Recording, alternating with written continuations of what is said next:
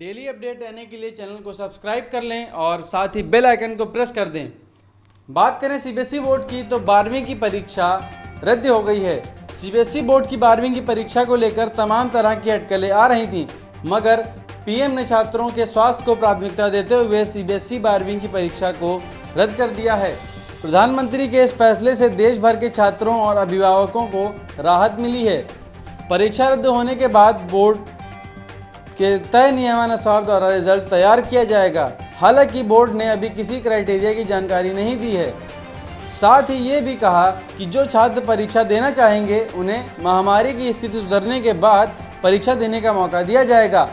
इस बात की भी जानकारी आधिकारिक वेबसाइट पर ही जारी की जाएगी। तो बढ़ते हैं अगली खबर की तरफ।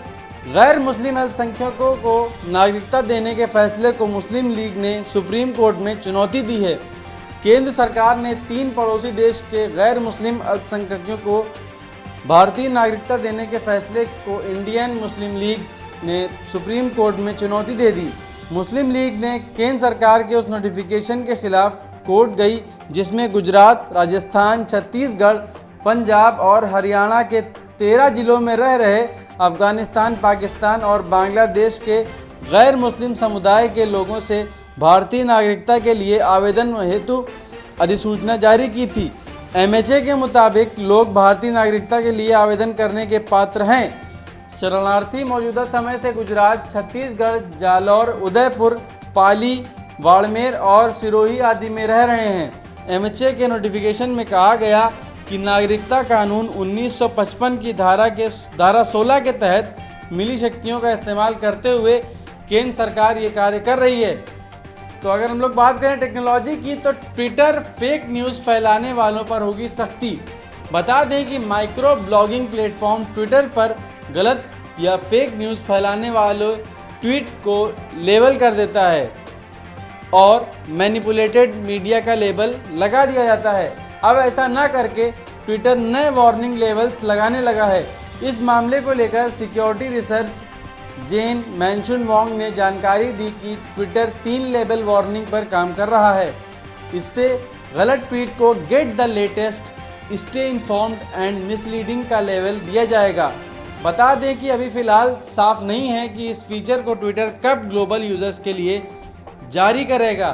तो अगर हम लोग अगली खबर की बात करें कि 6 साल की माहिरा की अपील पर पीएम की मोहर, ऑनलाइन क्लास का वक्त हुआ कम।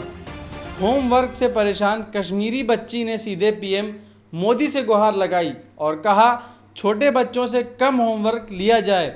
जम्मू कश्मीर की इस बच्ची का वीडियो सोशल मीडिया पर वायरल हो गया और ये वीडियो इतना वायरल हुआ कि कश्मीर के एलजी मनोज सिन्हा तक पहुंच गया। एलजी मनोज सिन्हा ने बच्चे पर दबाव कम करने के लिए नीतिगत बदलाव शुरू कर दिया है। एलजी मनोज ने ट्वीट कर कहा कि बहुत प्यारी शिकायत है।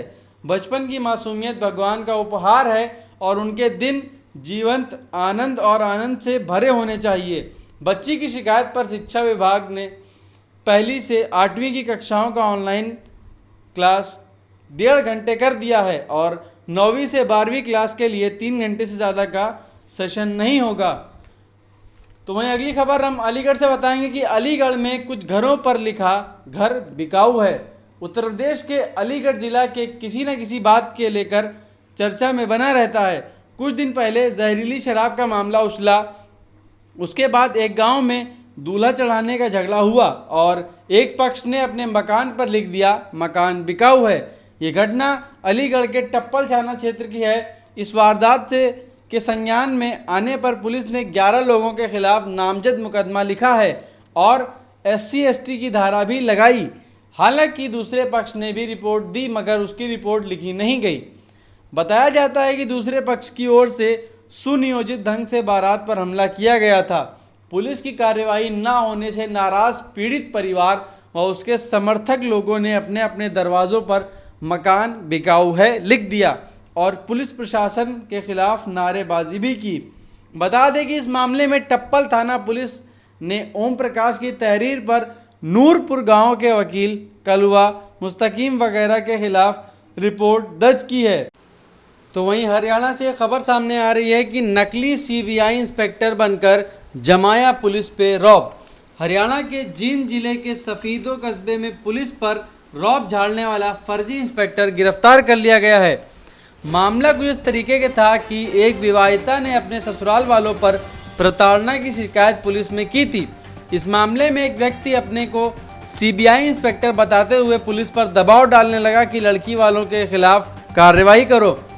पुलिस को कुछ शक हुआ तो उन्होंने अनिल दहिया यानी मुलजिम को फर्जी पिस्तौल और आई कार्ड के साथ पकड़ लिया और कई धाराओं में मुकदमा दर्ज करके आरोपी से पुलिस पूछताछ कर रही है। तो वहीं उत्तर प्रदेश के अनलॉक कर्फ्यू से खबर आ रही है कि 3 और जिलों में कर्फ्यू ढील। उत्तर प्रदेश सरकार ने 3 और जिलों लखीमपुर खीरी, गाजीपुर, जौनपुर को कर्फ्यू से राहत दे दी है। प्रदेश सरकार ने अब तक कुल 64 जिलों को राहत दी है। यहाँ एक्टिव केसों की संख्या 600 से कम हो गई है। यहाँ कंटेनमेंट जोन के अलावा सभी बाज़ारों को सुबह 7 बजे से शाम 7 बजे तक खोल दिया गया है। इन जिलों में साप्ताहिक नाइट कर्फ्यू लागू रहेगा। इस तरह अब उत्तर प्रदेश के मात्र 11 जिलों में आंशिक कर्फ्यू रह गया है। तो वहीं मिर्ज़ापुर से एक खबर सामने आ रही है कि मिर्ज़ापुर में सिंचाई विभाग के चालक की गोली मारकर हत्या कर दी गई। कोतवाली के पास हुई घटना। मिर्ज़ापुर जिले में शहर कोतवाली क्षेत्र के सिविल लाइंस इलाके में कचहरी पुलिस चौकी से चंद कदम पर बाइक सवार बदमाशों ने गोली मारकर हत्या कर दी। पुलिस के मुताबिक पड़री थाना क्षेत्र के पाहिती लाहौरा गांव के मूल चंद्रपाल शहर कोतवाली के पास रहते थे और सिंचाई विभाग में ड्राइवर थे और ठेकेदारी भी करते थे। गोली लगने के बाद अस्पताल में डॉक्टरों ने मृतक घोषित कर दिया। पुलिस ने मुकदमा दर्ज कर छानबीन कर रही है।